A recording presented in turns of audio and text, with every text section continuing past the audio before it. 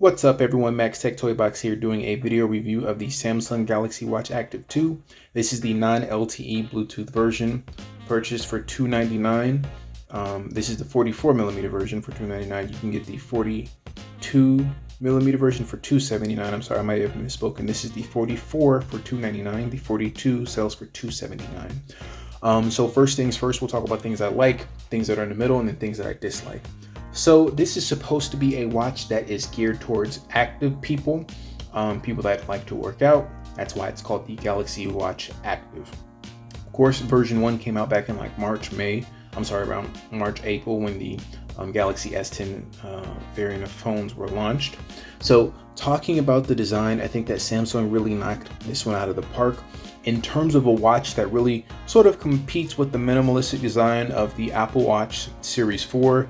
I think that Samsung did a great job with this circular design. It looks really good. I was always a fan of the Galaxy Watch Active, but it was just too small. So now this 44mm version is larger. So I'm gonna go ahead and put this on my wrist really quickly so you guys can see. And I have fairly large wrists. And to me, it still looks a little small on my wrist with the 44mm version. I think something a little bit larger would have looked even better, but it doesn't look bad. The strap here is very Apple-esque, okay? Feels very similar to the watch bands that come with the aluminum versions of the Series 4 and Series 5. It's not a bad thing, but just throwing that out there. So looking at this, on the right hand side, this is the back button, and then this is the home button. The back button in the future, I believe, will double in terms of taking an EKG reading. As you can see, it's raised and it's made from a type of metal. And the same thing here on the back, you do have the lights that are used to monitor your heart rate. I believe it's supposed to be 6 lights now, so it's supposed to improve heart rate monitoring. And then there's a metal around here. Looks very similar again to the Apple Watch Series 4 and the way that they're able to get their EKG reading. So the metal touches the skin, the heart rate monitor is used for the EKG, and then of course the other link is when you touch here. Right now that's not available for you to take a reading, but in the future updates, similar to the way the Series 4 was launched, that will come through. So like I said, this is the 44mm version, the 22mm watch bands, quick connect, which is very good, so you can swap out bands fairly simply, just like that, and put them on. So kudos to Samsung for not using a proprietary watch strap system. Very easy to do, but when you're behind the camera, not as easy. Okay, so going on, this does have a rotating bezel as well, but it's just a touch sensitive rotating bezel, similar to what was seen on the original Misfit Vapor. So as you guys can see, just sort of go all the way around like this, and that's how it rotates. Okay, so cool. I think the original, I understand why they did it this way. This is a lot more minimalistic, more futuristic. In terms of form over function, the original way it was made is better because you can just turn this way and your fingers don't have to go over the screen. You see, in order for me to rotate, eventually my thumb gets in the way or my finger gets in the way and I can no longer see. So not bad, good implementation. Is it as good as the original? No, but I mean, we know why. So that's one of the pros. The design, I think it just looks really good. It's a nice looking watch. Also some pros, some smartwatch features. You can respond to text messages with your voice. I really like that. You do have Bixby on here, whether you like it or love it. Of course, because it has a speaker and a microphone, it has a speaker, you can actually listen to music on here. You can store songs on here. You can stream music through Spotify. It does connect via Bluetooth headphones. It does have a always on display, as you guys can see. By default, it is turned off, similar to the way the Apple Watch is. Of course, the more the screen is on, the more the screen will burn battery. So if you turn the screen off, you'll have better battery, obviously. Other things, fitness features, since this is a fitness geared watch, go ahead and double tap, turn this back on. So this does have sort of Samsung's version of the rings on the Apple Watch. Shows how many calories you burned, how many hours you're moving, workout minutes on the right hand side. So see, 992 calories, active calories out of my target for 300. Worked out today for 49 minutes, target 30 minutes, of course. How many move hourly minutes? I got 14 out of 8, which is good. So completed my rings, as it were. Okay, so we'll go back. Keep swiping over here. This does show my heart rate. The heart rate monitor it's actually good and then sort of bad. It's good. When I did a couple of workouts, I was comparing this to a chest strap monitor for weightlifting, and it actually did surprisingly well. It was off by maybe 5 to 6 beats, which is good in comparison to other wrist-based. Don't know why Bixby came on. I didn't understand that. Yeah, me neither, Bixby. I didn't understand that. So in comparison to other wrist-based optical heart rate sensors, this was actually decent in compared to chest heart strap monitors for lifting weights. It does veer off the road a little bit, but then it usually comes back. We'll talk about that in a second. So fitness features here, it'll show, I have my widget set up this way. So workout, if I wanted to work out, I just tap that. Then you have running coach, running, weight machines, walking, a whole slew of different exercises that you can do. Of course, it'll have to wait to lock on the GPS and then the heart rate. Usually GPS within 30 seconds. Most of them were less than 10 seconds, but I did have one time where it took a little bit longer, but still was less than 30. I'm inside the house right now and you see it locked on. It's actually weird enough. The GPS signal would lock on more or faster than the heart rate signal would. So I'm just putting that out there. You can take this to go swimming. It does have a water lock feature, so that, see, I'll swipe down from here and swipe over, and you see this water lock feature. So this way, when you touch things, nothing will happen. You actually have to hold down this button, and then it will expel water from out of the speaker, as you'll see here.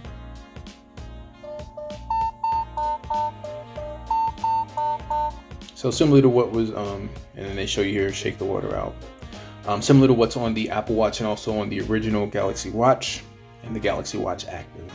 Keep scrolling over here. So those are all the workouts. Sleeping, this does have built-in sleep monitoring, which is good.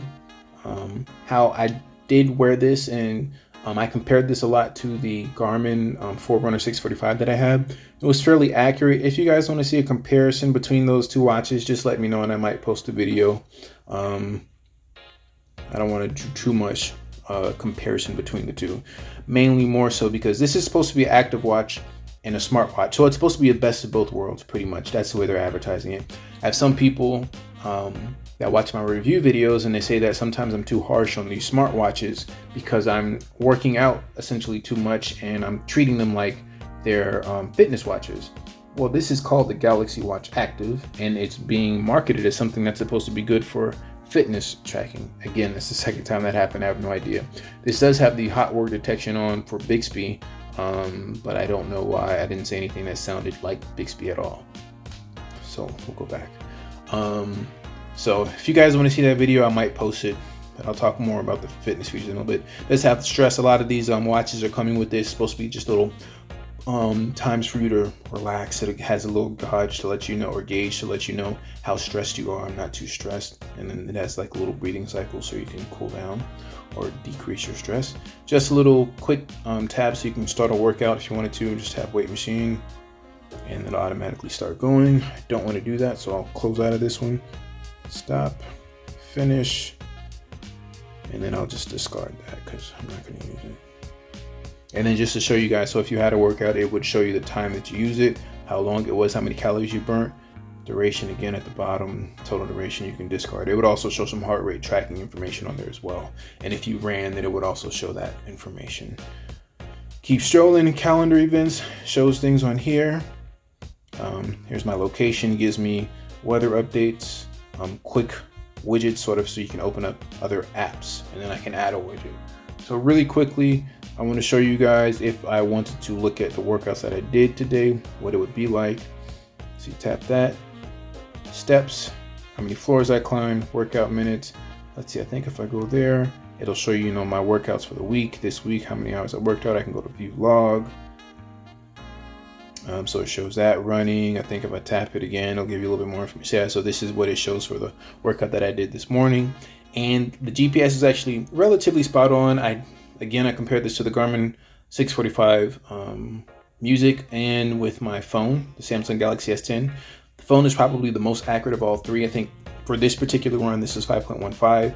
The Garmin 645 Music, I think I was like 5.21, and then the phone was like 5.17. So not bad, especially for this. Well, I would say this is a shorter distance. Now, in terms of if you're running a marathon, that might be pretty bad, because if you're going to run a marathon that's like 26 miles, so you do that times 5, and that can throw you off by quite a bit. So for runners that are going to be running long distance, I don't know if I would necessarily recommend this watch, only because I'm getting some messages here. I don't want those to pop up, because long distance, the GPS does seem to tailor off, and I'm in a relatively I guess you could say there's not many tall buildings in my area, so there's not much interference with GPS. So I'll throw that out there. So let me go back. What else? So yeah, so again, so those are all of the sort of fitness features and things that I like. This does fit sync with my FitnessPal, which is good. And you do have the Samsung Health app. If you like it or not, sort of up to you. This also does have running coach, so it does have paced workouts that you can add. You can create some of them. They're not super tailor-made. I mean, they're sort of wide range paces. Not really the best. If you're a serious runner, it's not something that you'd like. For your average person, it'll be fine, pretty sure. This also has power saving options, so if you wanted to, scroll down from here. That's another thing that I'll just go ahead and point out. As you guys can see, when I scroll down from the top, sometimes it doesn't work. It does have a good night mode, so essentially it can turn on by itself, or you can turn it on yourself. It's sort of like cheating, because it lets the watch know that you're going to sleep, and because of that, it's less work for the actual watch to know when you're going to sleep, to track sleep.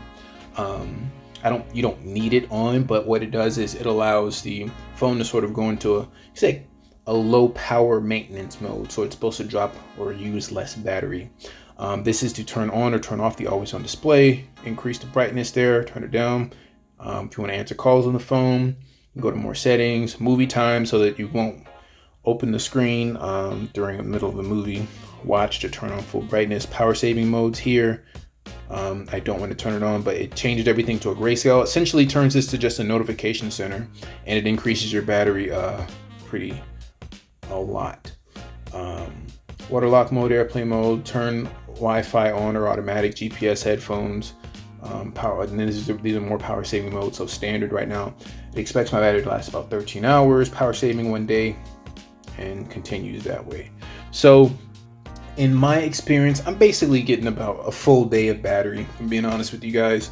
I could probably get a little bit more, but what's the purpose of my watch dying on me in the middle of the day? So essentially what I do is when I work out in the morning, I usually take my watches off anyways. And so because I take my watches off anyways, I just throw this on the wireless charger while I shower, and then I put it back on and I go work out.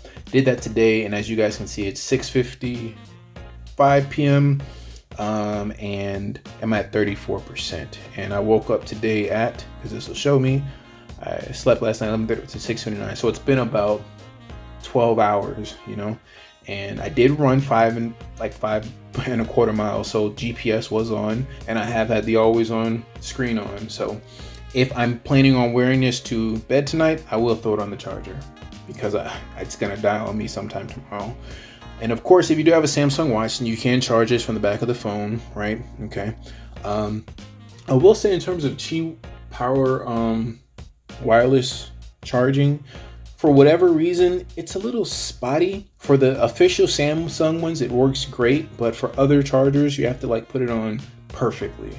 And when I say the official Samsung chargers, I mean the newer ones. The older ones, it's still a little spotty. You have to put it on in the perfect position. Okay, so another plus is Tizen. It's a super smooth operating system. One of the best operating systems for watches, I believe. I think that Tizen is probably the best operating system for watches that I've used personally. Garmin's OS is okay, but it's lackluster, doesn't really do much. Apple Watch OS is pretty good too. I just don't like I don't like the bezel, the way that it turns to do things. The Apple Watch in general, I think it's the best smartwatch. So spoiler, even after using this, and I don't know why Bixby continues to open up. And then, okay, so as you guys saw when you have the screen open, if you say hi Bixby, it will start recording. So there. That's the hot word detection. I think I mentioned that earlier. But yeah, so Tizen is super stream. You can stream music on this with Spotify. You can store music on here and listen to it with Bluetooth headphones as well. So those are all the positives and things that I like. So things that are sort of in the middle, I would say, are the battery. I mean, some people don't wear their watches to sleep. It says that it's supposed to be able to track your sleeping patterns, and so I use it for that. I'm okay with compromising by just throwing this on the charger for a little bit and charging it, okay? If I'm comparing it to something like the Garmin doesn't have the same OLED panel, so it doesn't use as much power. It'll be interesting to see how the Garmin Venue does. Now, if the Garmin Venue, because the Garmin Venue looks really good, but it still is going to lack a lot of the smartwatch features. So that thing, it's like I try to kill it and I can't. The Garmin 645 Music. This one, I just have to put it on the charger. So, you know, it's what, if you want to do it, you do it. If you don't, you don't. We're not at that time, I think, where we can just have these things last a couple of days. The Huawei Watch GT2, sorry, that's supposed to get a lot of battery life. However, with that watch, you're losing a lot of smartwatch features. So right now, everything is about compromise. I will say it seemed like the Apple Watch Series 4 was probably still getting more battery life than this. But again, when I'm using this with everything on. So the screen is always on, but the Apple Watch Series 4, you didn't have that as an option. So if I did use this with some power saving features, I could probably get 2 days. So just throwing that out there. So a lot of the negative things that I have to say about this watch are all geared towards Bixby, for one, for sure. Bixby is just slow. The Google Assistant is a lot faster. Using this to dictate text messages, sometimes it still misses on words. I mean, Google has the best translation out to date in terms of just speaking things out. Siri was pretty good on the Apple Watch. Bixby is just not there. If you're just going to say small little things, then sure. So like, let's see if I can get it to, hi Bixby. What is the weather like in Port Charlotte, Florida? In Port Charlotte, Florida, it is sunny and 86 degrees right now. Okay, so if you continue to say hi, hot word, then you can ask it different things. I'm going to try something else. Hi Bixby. How old is LeBron James? I didn't understand that. Hi Bixby. Hi Bixby. Who is the President of the United States? That isn't a supported function. I'll keep learning to give you a better experience. So as you can see, its search features are just not the best. And whenever you say hi, hot word, you have to wait for it to vibrate before you start speaking. You just can't start speaking fluently. You have to give it a chance to load up. So its search function is not the best. Reminders work, asking questions about weather, sending text messages to respond to things, that works. Picking up on some words, so let's see if I can. Hi Bixby. Remind me tomorrow at 10 o'clock a.m. that I have to get a haircut for next week. I've saved that reminder. So as you guys could see, okay, get a haircut for next week. So it's not bad, but it's just slower. So it is what it is. Another thing I don't like how, so we'll go here. This is turning, my reviews are longer, sorry guys, but you guys know this. So we'll go over here to open up the app launcher so we can go to all of these different apps. And you see right here, this is supposed to be the for YouTube viewer, developed with YouTube. So I have yet to get this to open. YouTube API quota limit has been reached. Please try again. So I think that this was a big, that's like misleading. So Samsung, when they were showing this watch off, they're trying to show, oh, you can watch YouTube videos from the watch. Samsung is not directly making this app. There's another company that made this app so that it could work on the watch. The way that it works, there are API restrictions. So what that basically means in the dumbest or the simplest of terms is this company has an agreement set up with Google that they can access this application for with a certain set of users. So I think the API may be set to like maybe 100,000 users. Well, it's probably less than that. I don't know what it is, but obviously that number was not high enough. So Google told this company, you can make a copy of our watch, but only X amount of users will be able to access it at any given time. After that, nobody else will be able to access it, and then it will reset as the watch set at 4 o'clock a.m. How can you advertise a watch as saying that you can watch YouTube videos on it, but have a limited restriction to the number of users that can use it? And on top of that, Samsung didn't even develop the app. So that, to me, I don't like that. Like, if that's supposed to be like one of the features that you're trying to say is supposed to make this watch so cool, and then you're not even actually developing the application, and on top of that, you like actually can't use it. And another thing, if we go over here to the My BP, the blood pressure app, I was never able to get this to work on. I was never able to get this to work on the Galaxy Watch Active, the first one. I have got it to work on here, but again, Samsung advertised as saying that this is going to be able to detect your blood pressure reading. Samsung did not develop this application. A third party made this application, and it's in beta testing. So how is this supposed to be one of your headline features when you have absolutely nothing to do with the development of the application, and then you put all the onus on the developer? Like, to me, that's like Google announcing Microsoft Assistant, or not even that, because Microsoft is a pretty big company, but I don't know, Google announcing some other assistant that Google has no affiliation with, and saying that this is going to be a marquee feature. Like, you can't do that. I don't like that at all. So yes, I'm probably never going to use the 4Tube. It's like the 4YouTube viewer application, but it was a little novice app that they showed off, so I wanted to see if I could pull it up. On top of that, because I don't have a Spotify account, I was hoping that maybe if I could just use that YouTube application, I would be able to play YouTube music songs from off of it. Haven't been able to try it because the application does not work. So I don't like that at all. Okay. So in terms of smartwatch features that I don't like, that's them. Things that I don't like really about this watch outside of that have to do with fitness features. I won't say I'm a runner, but I have been running more recently. And the thing with running with this watch is it doesn't show the pace in real time. So if you're running and you think you're at a pretty good pace, let's say 7 minutes and 15 seconds, and because I'm monitoring it on my the Garmin on my other wrist, and then I look over at the Galaxy Watch and it says I'm at a 9-minute pace, and I'm like, what the heck? I'm like, this other watch says I'm at 7 minutes and 15 seconds. How am I at 9 minutes? Do I need to slow up? Like, is one really lying to me? I keep running, right? So now 15-20 seconds has passed by. I look back at the watch, and now the pace is increased.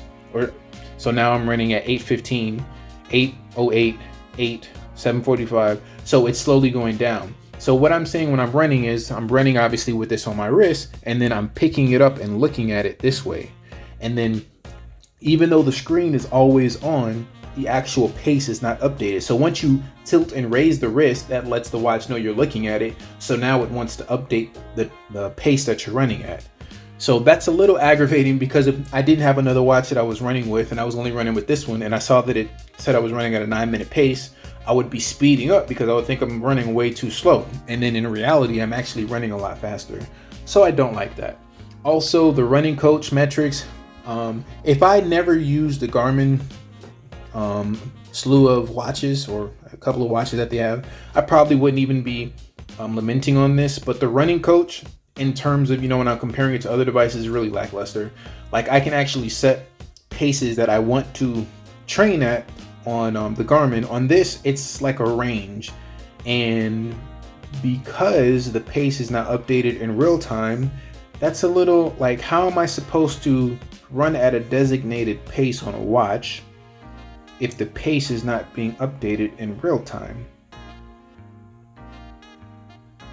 Exactly. Long pause, because I don't know how that's supposed to be done. So you just constantly have to keep looking at the watch, which isn't good, because that's the whole reason of you having the running coach for the pace. So I will say that when you're using the running coach, it is better than if you're just using it like for a regular run, because usually the running coach, it updates just more frequently to make sure that you're in a desired range. But you can't get like specific paces like you can with other more fitness featured watches. Okay, so yeah, I'm just throwing that out there. For your layperson, that probably won't even matter, and you'll love this watch because you probably will only use it to work out, to track, smaller workouts. But if you're really trying to get the most data out of your workouts, then I can't really recommend this one. Also, there's no VO2 max tracking. There's no really, I wish that this used is it first beat technology, so you could just get more information on your training load and things of that nature, but it doesn't. The original Galaxy, I forget the one that had the curved OLED display, that one did, but since then Samsung has not used it, so it is what it is. Also, I wish that this did have the ability to connect to a Bluetooth heart rate monitor. Wear OS has that, the Apple Watch OS has that, almost all other fitness trackers. I think the Fitbit doesn't have it. Polar has it. Like a lot of the other fitness featured or geared watches have it, and this one doesn't, unfortunately. Like I said, the heart rate monitor is good, but then sometimes it gets bad. So like I may be running, or if I'm even working out, and then all of a sudden it'll say my heart rate is like 178. I look at the heart rate monitor and it says I'm like 150, 145. Give it a couple of minutes, or a couple of, say about 30 seconds, and it'll normalize from time to time, but it does that. So just letting you guys know. So that's pretty much my review. It's a little bit longer than I wanted it to be. I was trying to cut it down a bit, but obviously I didn't. Overall, I do think this is a solid smartwatch. Feels really good in the hand, feels really great on the wrist. Has a decent number of smartwatch features. At $299, it's not overpriced. I think it's good.